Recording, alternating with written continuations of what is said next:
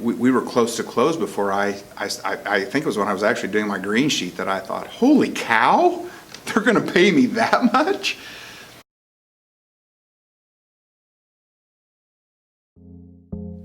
One of my first transactions was selling an apartment complex. I remember being so busy in it that, I didn't stop to consider what we were talking about as far as commission. And it just amazed me that we can make that much money. And with that, the lives that we've been able to touch as well, it has been phenomenal. So we've been able to help people. Last year at Christmas time, we knew a family that was in a hard place, and it was a big hard place. And in years past, we might have been able to help some, but nothing like we were able to last year. And that's amazing. One of the first instances that really, I still think about it regularly. I was talking to some kids that had their property listed. They tried to sell it themselves for sale by owner for about a year. They had it listed for a while with a realtor, and they had an incredibly bad, just a real bad situation.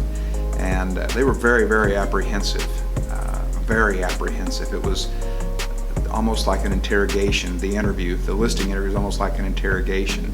We did that transaction with them. We sold the house that they had. We ended up selling them another house. We sold a piece of property they had. We stay in communication regularly now. They're looking for investment opportunities, and it was just amazing. But literally daily, we worked with a couple of young teachers that were transports into the area, and it was just a great experience with them too.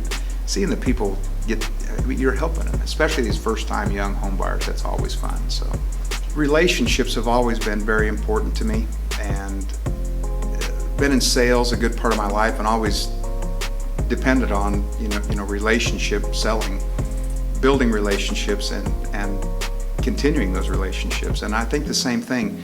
If we're working for you, you just kind of become part of our family, and we treat you the way we would want to be treated in these situations. If there's bad news that needs to be, that needs to come out, we want to do that in a caring and compassionate way, and try to offer suggestions on how we can maybe pivot from that situation and make it a better situation.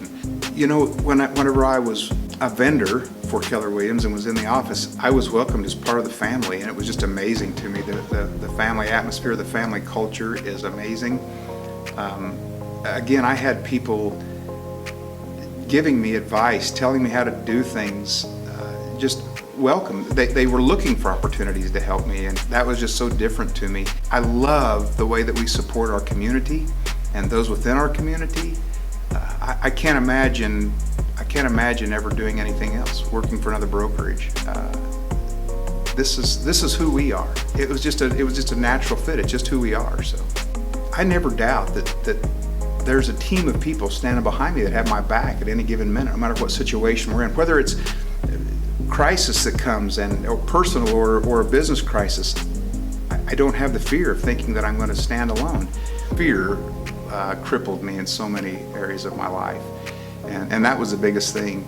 When Bonnie first started talking about it, even my wife, who's much more conservative than I am, and does not like change and likes the steady and knowing, she kept saying, "What are you waiting on? Get into it. Get this going. You're going to be great." And I should have. I wish I'd have done it a long time ago. And I love the way Seth explained it. It's simple, but it's not easy.